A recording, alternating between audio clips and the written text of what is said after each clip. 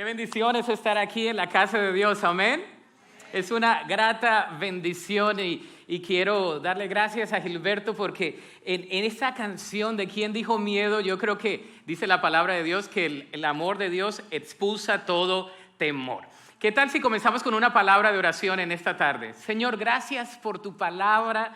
Gracias, Señor, por el mensaje a través de tu palabra. Gracias, Señor, por tu Espíritu Santo que está aquí. Y pedimos, oh Dios, que sea nuestra mente receptiva, nuestro corazón abierto, para que tu palabra llegue, Señor, y penetre hasta lo más profundo de nuestra entraña, Señor, y que allí cause esa transformación que solamente tú puedes causar. Dedicamos este tiempo exclusivamente para ti, en el nombre de Cristo Jesús. Amén y amén. Bueno, hay muchas frases que usamos paradójicamente. El día de hoy vamos a iniciar una serie de sermones de verano. ¿Cuántos comenzaron el verano animados? Algunas mamás no dijeron amén porque dicen, uy, tengo a los niños en la casa, ¿verdad? La dinámica del verano es diferente y hemos orado al Señor para que nos guíe a cómo compartir la palabra en este verano de una manera muy práctica.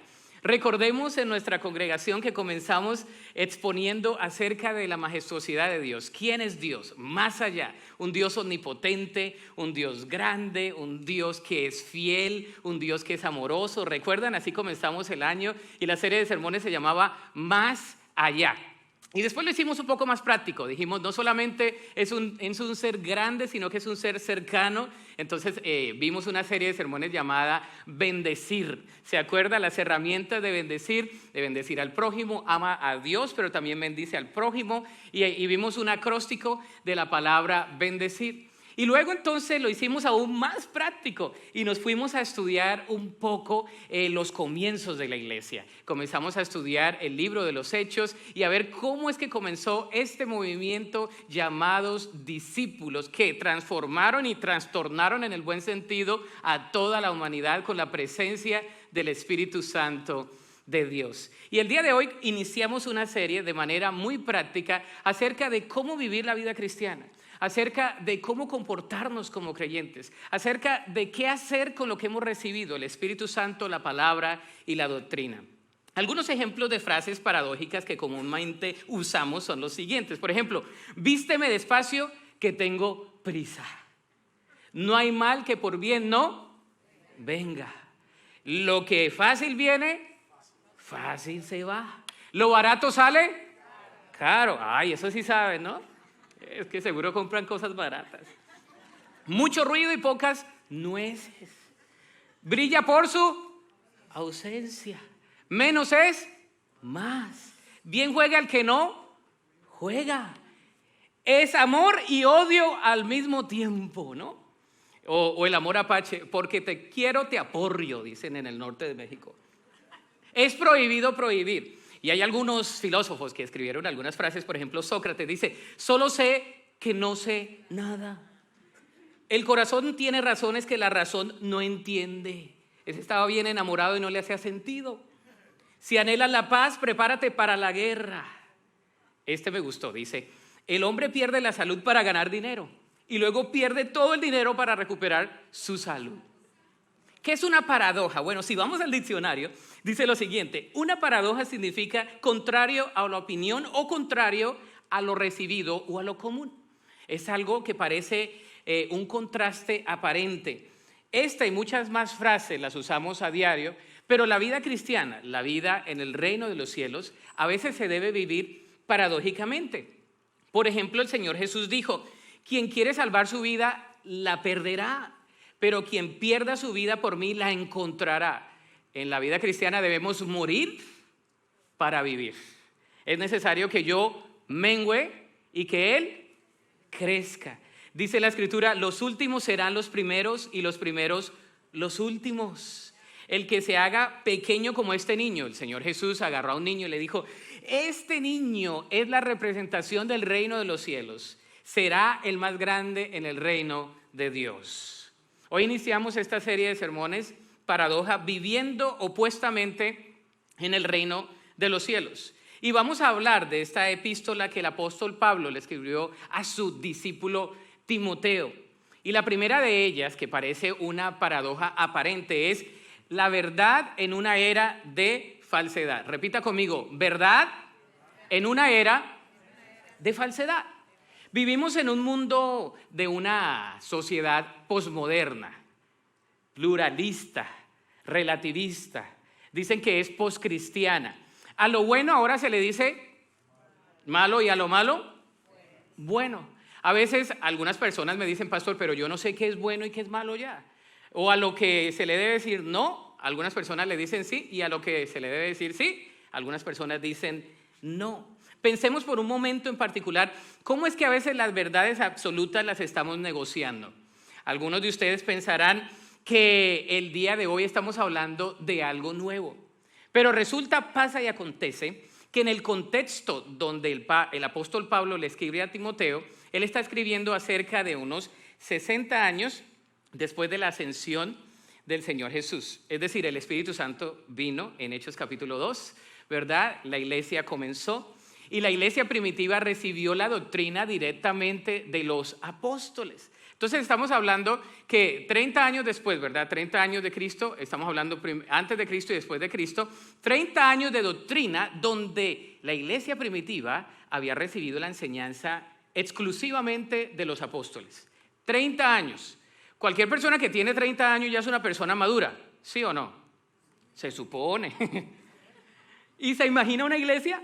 30 años recibiendo doctrina directamente de los apóstoles y ya habían algunas tergiversaciones. ¿Quién es este pupilo Timoteo? Bueno, Timoteo es un discípulo, un aprendiz del apóstol Pablo. Y en 1 Timoteo capítulo 3, versículos 14 y 15, estamos introduciendo este mensaje el día de hoy, esta serie, se nos habla del propósito por el cual el apóstol Pablo escribió dicha carta. Pablo le dijo precisamente a Timoteo las siguientes palabras. Le dice, aunque espero verte pronto, te escribo estas cosas ahora para que si me retraso, sepas cómo deben comportarse las personas en la familia de Dios. Esta es la iglesia del Dios viviente, columna y fundamento de la verdad. Entonces, ¿para qué se escribe lo que se le llama una carta paulina, una carta pastoral?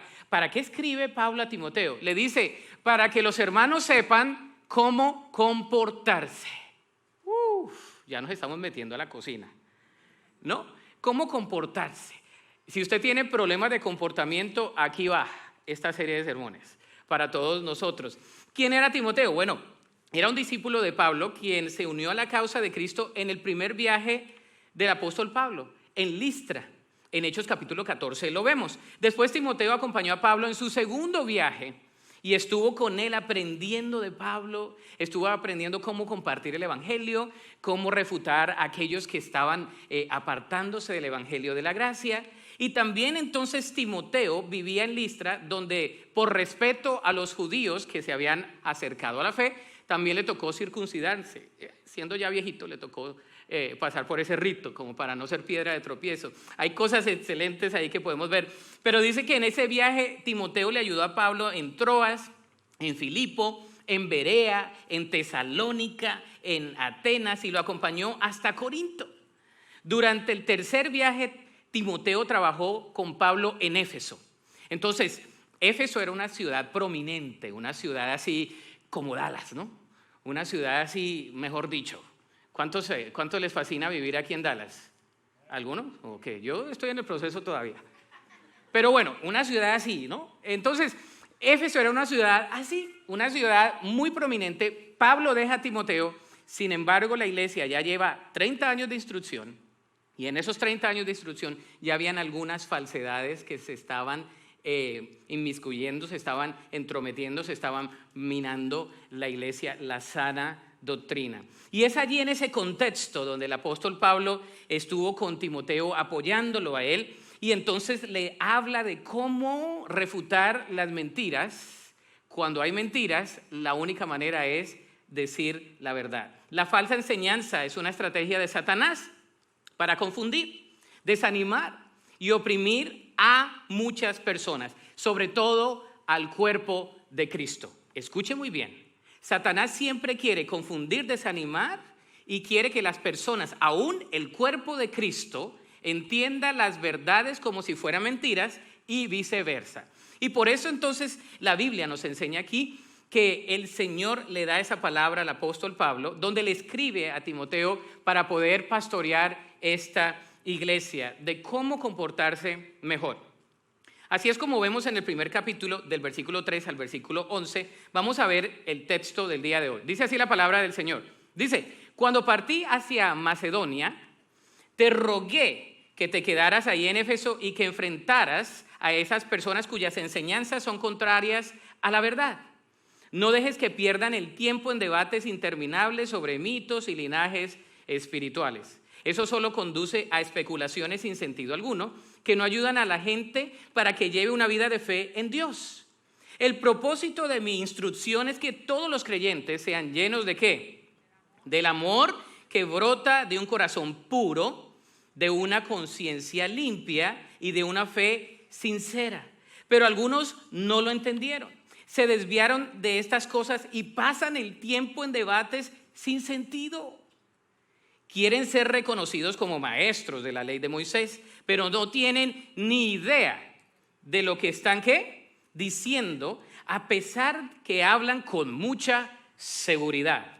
Noten, nosotros sabemos que la ley es buena cuando se usa correctamente. Pues la ley no fue diseñada para la gente que hace lo correcto. Es para los transgresores y rebeldes, para los desobedientes a Dios y los pecadores, para quienes no consideran nada sagrado y que profanan lo que es santo, para quienes matan a su padre o a su madre o cometen otros homicidios. La ley es para los que cometen inmoralidades sexuales o los que practican la homosexualidad o los traficantes de esclavos, los mentirosos, los que no cumplen sus promesas o los que hacen cualquier otra cosa que contradiga la sana enseñanza. ¿Que proviene de quién? De la gloriosa buena noticia que me confió nuestro bendito Dios. Que Dios bendiga su palabra. Amén. ¿Qué es verdadero? Bueno, por ejemplo, ¿cuántas veces nos hemos preguntado si la ropa nos queda bien? Estaba leyendo un artículo de las mentiras que más dicen los esposos o las esposas. Y le decía a mi esposa, voy a dar esa ilustración, pero no es ningún parecido con la realidad. Entonces, imagínense, la esposa se depara siempre y dice, mi amor, ¿cómo se me ve este vestido? ¿Me veo gordita o me veo esbelta y flaquita? Y el marido le contesta y le dice, no, te ves hermosa, no importa cómo te quede. No respondió. Pero tú te ves preciosa. No, pero te quiero preguntar, ¿me veo delgada o me veo llenita? Y el marido sigue en otra onda. El marido dice, no, te ves hermosa, tú eres la mujer más hermosa. Cuando es bueno con las palabras, cuando no la ignora y no le dice nada. Dicen los psicólogos que esa es una de las mentiras más recurrentes en las parejas, por no decir la verdad. Bueno, quería que se riera un ratito. El marido no sabe qué decir, entonces le dice, depende cómo lo mires, mi amor. Ya cambió. Depende cómo lo mires. Ya comenzó con el relativismo, ¿no? Si te paras así, te miras bien esbelta, pero si haces así, no, sí o no, dice la esposa. Pues si quieres que te diga la verdad, pues sí, si te ves muy bien. No me estás diciendo. Y la esposa termina por cambiarse. ¿Cuántas hermanas dicen amén? No lo digan, ¿verdad? Pero así pasa. Me voy un paso más allá, eso es cómico, pero en nuestros días te has preguntado qué es verdad y qué no lo es. Algunas personas te dicen, la palabra de Dios, ¿qué dice acerca de eso? Y tú dices, pues yo no sé. Bueno, eso es exactamente la mente posmoderna, relativista, en la cual nos encontramos el día de hoy. Y es lo mismo de hace muchos años. Usted dice, eso es algo nuevo. No. 30 años después de la ascensión del Señor Jesucristo, la iglesia tenía 30 años de doctrina con los apóstoles y estaban pasando por lo mismo. Ahora, el día de hoy vamos a ver un poco de eso. ¿Qué pasa aquí en estos versículos? El veneno de la verdad. Fíjese lo que dice aquí el capítulo 1, versículo 3 al versículo 6 que le hemos dado lectura. Vemos un veneno de la verdad. ¿Cuántos conocen algún tipo de veneno? Por lo menos el veneno de las cucarachas, ¿no? O el de los insectos que ahora salen, ¿no? Las hormigas y todo eso, o las trampas. Bueno, dice aquí la escritura que el apóstol Pablo le dice a Timoteo, cuando partí hacia Macedonia, le dice, te rogué que te quedaras ahí en Éfeso y que frenaras a esas personas cuyas enseñanzas son contrarias a la verdad. El principio es el siguiente, el no creer en la verdad nos hace esclavos de una mentira. El no creer en la verdad nos hace esclavos de una mentira. Y lo vuelvo a repetir por tercera vez para ver si en un 40% se le queda. El no creer en la verdad se nos hace a nosotros esclavos de una mentira. Hay muchos creyentes que viven en mentiras. Hay muchos creyentes que el enemigo le dice, es verdad lo que el Señor te dijo, que ahora eres hija, eres real sacerdocio, nación santa, pueblo adquirido por Dios. Eso no es verdad. Viene la duda a tu mente, a tu corazón y actúas como tal, porque cuál es su pensamiento, tal es él. Y la palabra de Dios dice, yo he venido a traerte vida, libertad y en abundancia. Pero hay muchos creyentes que viven en la mentira. Y el enemigo siempre usa la misma estrategia que le dijo a la primer pareja. No le echamos la culpa a las mujeres porque a dónde estaba Adán también, ¿no? Entonces te dice, ¿es verdad lo que te dijo el Señor? Que comiences de este fruto. Y la pregunta sigue siendo la misma, crear duda, crear división en la mente, crear este tipo de dualidad en tu mente. Para el creyente, los principios de la palabra de Dios son absolutos. Si el Señor dice, estaré contigo, Él va a estar con nosotros. Si el Señor dice, no te dejaré, Él va a estar con nosotros. Si el Señor te dice, yo voy a proveer, Él va a proveer. Si el Señor te dice, tú y tu casa me servirán, yo voy a creer en eso hasta el último día de mi vida. Si mi descendencia va a servirle al Señor, no depende de mí, depende de la obra del Señor y de sus promesas, porque sus principios son absolutos. Ahora, el apóstol Pablo lo había expresado muy bien en Gálatas 1:9. Dice, repito lo que ya hemos dicho. Si alguien predica otra buena noticia distinta de la que ustedes han recibido, esa persona sea maldita. Uy, el apóstol Pablito se puso como muy fuerte. ¿Por qué? Porque dice, el evangelio no se le debe añadir. Cristo murió en la cruz por todos nuestros pecados, pasados, presentes y futuros. La era de la gracia comienza, es por gracia, no le vamos a añadir a la gracia. No es por lo que yo haga, ni por lo que yo deje de hacer, por mi procedencia, por mi pasado o por lo que yo esté adquiriendo. Es simplemente una obra salvífica en la cruz del Calvario.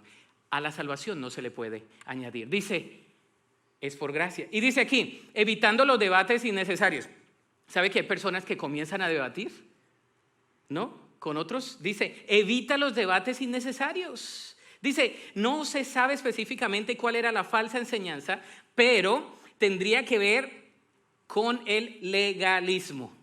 En Hechos capítulo 17, versículo 21, lo expresa muy bien el apóstol aquí. Lucas, acuérdese que Lucas es doctor y escribe con detalle Hechos de los apóstoles. Y dice, cabe explicar que todos los atenienses, al igual que los extranjeros que están en Atenas, al parecer pasan todo el tiempo discutiendo las ideas más recientes. Nosotros como creyentes, como seguidores de Cristo, no estamos llamados a estar discutiendo y perdiendo el tiempo. Estamos llamados a compartir la buena noticia de la palabra de Dios. El apóstol le dice a Timoteo, le dice, no gastes el tiempo discutiendo filosofías vanas. Le dice, no, eso quita la buena noticia. A mí me gusta estar con personas que tienen buenas noticias. ¿A usted también? Con personas que le añaden valor a su vida, ¿no? Uy, a mí no me gustan las personas negativas. Uy, que uno las escucha y uno dice, ay, Señor, ayúdale, ministrale, ahora mismo, ¿no? A uno le gusta escuchar, ¿qué? Buenas noticias. El evangelio son buenas noticias. Donde quiera que estés y llegues al Señor, porque llegamos angustiados, endeudados, reprimidos, todos los hados que puedan haber, los tenemos cuando llegamos al evangelio. Pero el evangelio es transformador y comienza el Señor a cambiarnos. Y dice que Él no desprecia un corazón contrito y humillado. No importa cómo te sientas, puedes estar mal y viniste por obediencia el día de hoy, quizás ni querías venir, pero estás aquí. El hecho que estás aquí muestra tu actitud y el Señor mira tu corazón, te ministra y sales de una manera diferente. Porque es el evangelio, son buenas noticias, es el poder de Dios. ¿Sabes? Los creyentes estaban perdiendo el tiempo con gente mentirosa, en especial explorando nuevas filosofías que pudieran mejorar el mensaje que ya tenían. Y el apóstol Pablo le dice, ¿para qué si el mensaje es bueno? No le añadan al mensaje, ya es puro el caminar de la fe, evitando a los maestros erráticos. Tenemos que evitar a los maestros erráticos, es decir, aquellos que tienen mucho error. La palabra de Dios lo dice aquí que habían falsos maestros. Había muchos falsos maestros. Y sabes que C.S. Lewis le llama a nuestros tiempos esnobismo cronológico. Usted dice, uy, ¿con qué se come eso? Esnobismo cronológico. Lo que quiere decir es que se supone que en nuestros días usted y yo somos más inteligentes porque tenemos más conocimiento. Han pasado muchos años, ha habido una historia antes de nosotros y tenemos mucho conocimiento. Mi hijo cualquier cosa me dice, vamos a buscarlo, papá. Let's Google it. Vamos a buscarlo, vamos a googlearlo. ¿Cuántos recuerdan creciendo? Yo crecí en Colombia.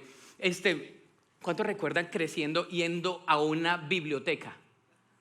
¿What? Que uno tenía que ir a la biblioteca y entonces entraba a la biblioteca y estaba ahí el escritorio. Para algunos muchachos es como, what's going on, pastor? You're just telling me something different. No, uno llegaba a la biblioteca y entonces le buscaba, quiero buscar algo de biología. Entonces, y unas tarjetitas, ¿no? Y buscaba uno todo eso. Y de acá que llegaba ya era media hora el proceso. Ahora usted va, se supone, esnobismo cronológico. Usted dice, ¿quién dijo miedo? Gilberto Daza. ¡Bum! Salen los videos, sale la música, sale donde ha tocado, todo eso. Oh, ahora sé quién es. Uy, fue nominado al Grammy. Uy, qué cosa. Uy, yo no sabía. ¿No? Pero no tuvo que ir a la biblioteca. Ese es esnobismo cronológico. Ahora, cierro paréntesis de la ilustración. La ilustración es la siguiente. Se supone que somos más inteligentes porque tenemos más conocimiento. Pero no. Nos comemos el cuento. Creemos más en las mentiras. Y aún nosotros como iglesia, ojo, porque esta epístola es escrita para una corrección. No solamente a los creyentes, sino a aquellos que llevaban tiempo en la iglesia y pensaban que sabían lo correcto y creían en la mentira. A veces tienen más seguidores los maestros erráticos que los de la buena doctrina. Vaya, que algunos que no son tan erráticos, como que no le echan las ganitas, ¿no? Pero la verdad es que a veces la gente cree más en la mentira que en la verdad. Y el apóstol le dice a Timoteo, no malgastes el tiempo. ¿Cuántas de tus conversaciones son edificantes? ¿Cuánto de lo que te ilumina el ser, el caminar, el vivir? ¿Cuánto de lo que hablas? ¿Cuánto de lo que lees, de lo que ves, te va a ayudar a la verdad del evangelio? Dicen que hay muchos ejemplos de algo que se llama poison for good. Es decir, veneno para bien. Dicen que hay muchos ejemplos de ciertas dosis venenosas que reguladas para cada paciente pueden tener buenos efectos. Dicen que, por ejemplo, hay algunas serpientes que producen algunas toxinas y pueden ayudar a muchas personas. Pero esa misma serpiente, dependiendo la persona, si no le da la toxina correcta, ¿verdad? O la proporción correcta, puede morir. Así pasa con la mala doctrina. Entra poquito y después va creciendo hasta que mata tu vida espiritual. Un ejemplo práctico. Ahora en la pandemia ha habido de todo, ¿no? ¿Cuántos han pasado cosas difíciles en la pandemia? Levante la mano. Han habido pérdidas, han habido situaciones difíciles. Y a veces el pensamiento viene y dice, no es suficiente. Tú no eres suficiente. ¿Para qué haces eso? Todo lo que hagas, lo tratas y no puedes. No, el Señor no está contigo. Mira, y siempre es ese temor. Y va creciendo, ese veneno va opacando la verdad que dice, no, yo estoy contigo, pero tú te sientes solo, mira cómo estás. O perdiste el trabajo, perdiste un ser querido. ¿Cómo se te ocurre pensar que Dios está contigo? Y comienza el veneno, hasta que tu mente piensa, cree, lo externa todo el tiempo y vives prisionero de una mentira. El Señor vino a hacernos, ¿qué? Libres. El efecto del veneno varía dependiendo en el organismo que lo consuma. Y yo creo el día de hoy que esta congregación, que nosotros somos unos discípulos que creemos en la verdad del evangelio. Amén. Cualquier veneno que entre a tu mente, identifícalo, porque ahí estás pensando. ¿Qué veneno está llegando a tu mente? ¿Qué toxina está infectando tu organismo espiritual y emocional también? Porque el día de hoy el Señor quiere romper con eso. Él quiere romper con eso. Segundo, el regalo de la verdad. El versículo 5 dice, el propósito de mi instrucción es que todos los creyentes sean llenos de amor que brota de un corazón puro, de una conciencia limpia y de una fe sincera. Me fascina ese versículo, porque dice que la verdad conduce al amor. Y conoceréis la verdad y la verdad os hará libres. ¿Quién es la verdad? Jesús. Conoceréis a Jesús y Jesús te hará libre. La verdad nos conduce al amor. El propósito de mi instrucción, dice el apóstol Pablo, inspirado por el Espíritu Santo, es que todos los creyentes sean llenos del amor que brota de un corazón puro, una conciencia limpia y una fe sincera. Un corazón con una conciencia limpia. ¿Cuántos de ustedes han batallado con situaciones del pasado? Hoy ninguno, eso pasaba en la frontera nada más. Cuestiones del pasado, no, pero hiciste eso y usted lo hizo hace 15 años y se le viene a su mente y usted dice, y otra vez, ¿de dónde sale? De su conciencia. Dice la palabra de Dios que la verdad nos hace libres. Entonces sujetamos, la semana pasada hablamos de eso, porque siempre piensa lo malo. Fue el sermón de la semana pasada, si no lo vio, vaya al YouTube y lo va a ver, le va a ser de bendición a su vida. Pero entonces llegan los pensamientos y los pensamientos, entonces llegan las emociones y las emociones, ¿verdad?, a las acciones. La verdad conduce al amor. Juan 8:32 dice, y conoceréis la verdad y la verdad os hará libres.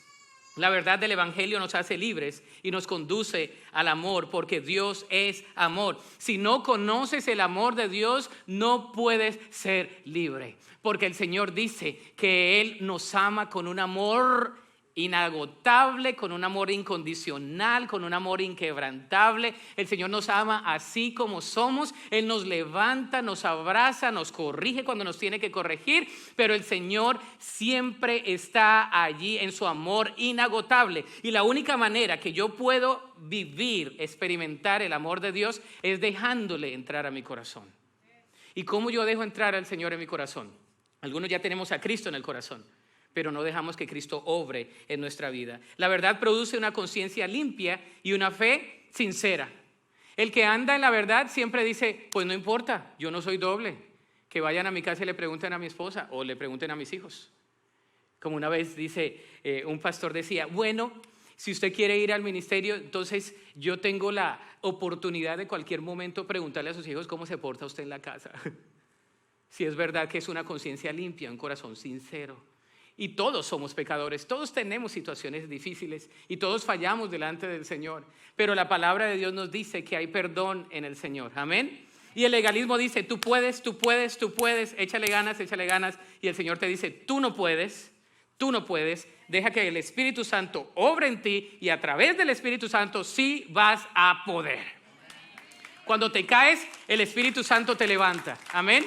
Cuando viene un pensamiento negativo, tú dices, yo llevo ese pensamiento cautivo a la obediencia a Cristo.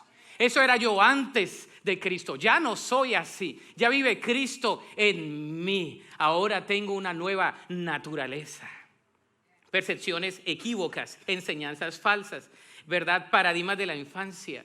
Hay personas que tienen algunos rollos desde pequeños.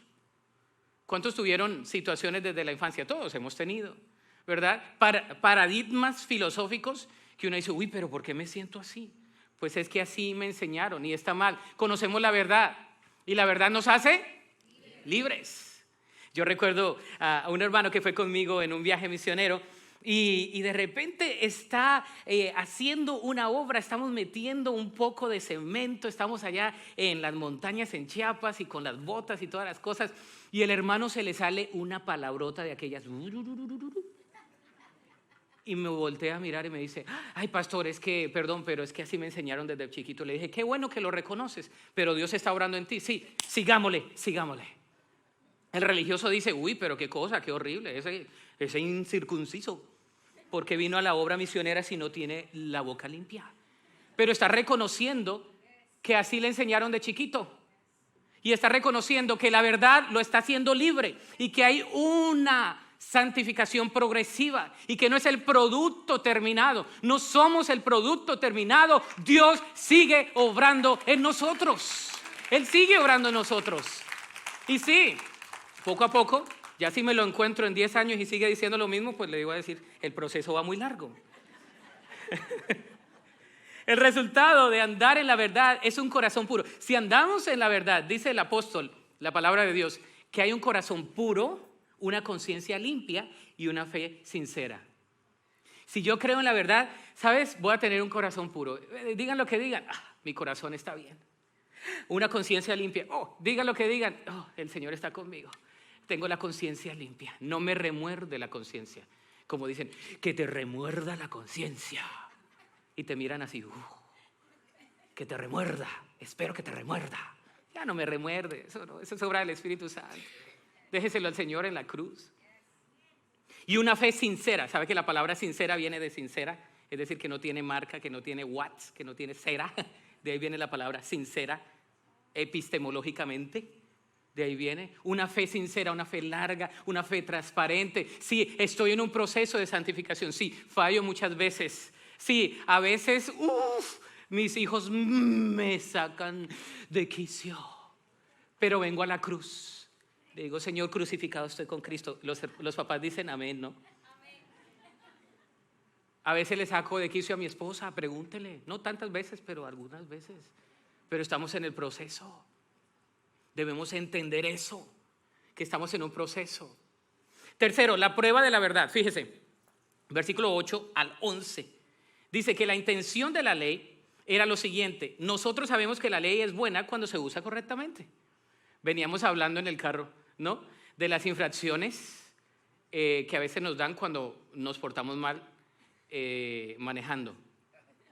¿Cuántos tienen convicción así? El Señor ya me dio convicción a mí en muchas áreas. Esa es una. Dice, pues la ley no fue diseñada para la gente que hace lo correcto. Si usted va bien, no lo van a parar. Es para los transgresores y rebeldes y comienza a dar ejemplos y toda la cosa. La intención de la ley es la siguiente. La ley fue diseñada para los transgresores. Nadie puede seguir la ley al pie de la letra. Por eso necesitamos a nuestro Salvador. El pueblo de Israel trató una y otra vez con profetas, con jueces, con reyes, y aún así no pudieron seguir. Y estos tremendos, llegó Jesús, el Mesías, no lo reconocieron. Los fariseos, los escribas, ¿verdad? Aquellos que estaban emocionados con la ley, le añadieron la Mishnah, le añadieron otros 300 y algo de ritos, y no podían seguir con la ley. No podían seguir con la ley. Y el Señor dice, yo no vine para quitar la ley, sino para cumplirla. Porque es a través de Cristo Jesús. Él es perfecto. Amén. Y es solamente a través de Jesús. Yo no puedo en mis fuerzas. ¿Cuántos pueden en sus fuerzas? Si usted puede en sus fuerzas, venga, le damos un trofeo, lo graduamos y ya no tiene que venir a la iglesia. Pero todos los demás, que creo que somos todos nosotros, necesitamos la obra salvífica de Cristo todos los días. La salvación tiene 3 procesos: santificación, el día que profeso a Cristo, ¿verdad? Justificación, santificación, todos los días el Señor me está haciendo a la medida de Cristo, y la glorificación, el día que estaré con Cristo por la eternidad. Este día donde el Señor nos dice, bueno, eres mi hijo, qué bonito, pero la vida cristiana no se detiene ahí. Seguimos creciendo espiritualmente. Romanos 2:15 dice lo siguiente: ellos demuestran que tienen la ley de Dios escrita en el corazón, porque su propia conciencia y sus propios pensamientos o los acusan o bien les indican que están haciendo lo correcto. Hay una ley escrita en el corazón. ¿Por qué cree que aquí en la Quinconchina las personas saben cuando hacen lo bueno y lo malo? Porque Dios ha puesto una ley escrita ¿en dónde? En el corazón. Y no es por lo que nosotros sintamos, sino porque el Señor ya nos hizo así. Pero cuando conocemos a Jesús, el Señor nos hace libres. Y aunque no podamos seguir toda la ley, el Señor nos ayuda, nos capacita para vivir una vida en libertad. Y es a través de Jesús. ¿Cuántos creen que el nombre de Jesús es poderoso? Jesús es poderoso. El antídoto de la ley es la gracia de Dios. La vacuna de la ley es la gracia de Dios. Qué bonito. El saber que con mis imperfecciones el Señor me ama. El saber que con mis defectos y cualidades el Señor me ama. El saber que con mi pasado el Señor me ama. Es por la gracia de Dios. Ese es el antídoto. Ese es el antídoto. Esa es la vacuna de la ley. Romanos 8, 3 y 4 dice, la ley de Moisés no podía salvarnos, porque nuestra naturaleza pecaminosa es débil. Así que Dios hizo lo que la ley no podía hacer. Aquí está el Evangelio, preste atención. Dice, Él envió a su propio Hijo en un cuerpo como el que nosotros tenemos, los pecadores, y en ese cuerpo, mediante la entrega de su Hijo como sacrificio por nuestros pecados, Dios declaró el fin del dominio que el pecado tenía sobre nosotros. Lo hizo para que se cumpliera totalmente la exigencia justa de la ley a favor de nosotros, que ya no seguimos a nuestra naturaleza pecaminosa, sino que seguimos al Espíritu de Dios. ¿Cuántos creen eso? ¿Sabes? Cristo vino para vivir una vida perfecta, una vida que yo no puedo vivir. Y a través del hombre perfecto en mi corazón, yo puedo vivir, no en la ley de mis emociones ni de mi carne, sino en la ley de Cristo. Yo prefiero vivir en la ley de Cristo. La aplicación es la siguiente. Debemos hablar siempre con la verdad, aunque duela.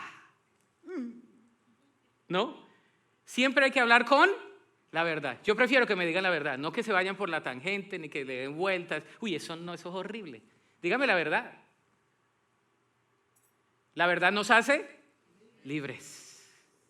Hablemos siempre con la verdad. Los creyentes debemos hablar con la verdad. Ahora, no debemos a la verdad en amor, ¿no? Con amor. Uy, es que el pastor dijo que yo hablara con la verdad. Aquí mis chicharrones truenan. No, también dice que nuestra palabra sea sazonada, ¿con qué? Con sal. Que la gente nos quiera escuchar. Debemos decir la verdad en amor. Confrontar siempre la falsedad. Esa es otra. Si hay algo falso hay que confrontarlo. No hay que darle vueltas. ¿Para qué? ¿Sabe? Los problemas más grandes en las familias es porque se ha dejado tanto tiempo que cuando se quiere resolver ya no es un ladrillo, ya es un edificio como de los rascacielos, que para quitar ladrillo por ladrillo es muy difícil. Es casi un milagro. Tercero, depender siempre de la gracia de Dios. Esta me fascina. La gracia de Dios debe guiar cada paso de nuestro caminar y accionar al vivir en la verdad del Evangelio. La gracia de Dios. Hablemos con la verdad en medio de una era de falsedad. La gracia de Dios. Ponte sobre tus pies en esta tarde. ¿Sabes?